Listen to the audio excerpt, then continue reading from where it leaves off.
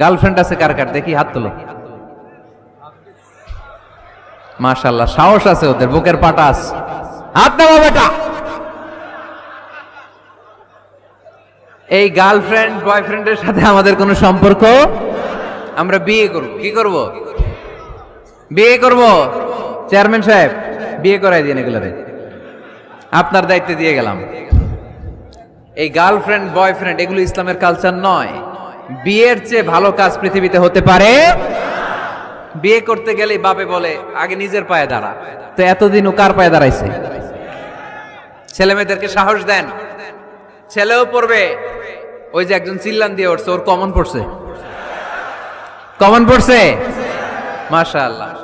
গার্ডিয়ানরা যারা আছেন ওদের দুঃখ কষ্ট একটু বুঝেন আপনারা, মিলাই দিয়েন ওদেরকে, বিয়ের পিড়িতে বসায় দিয়েন।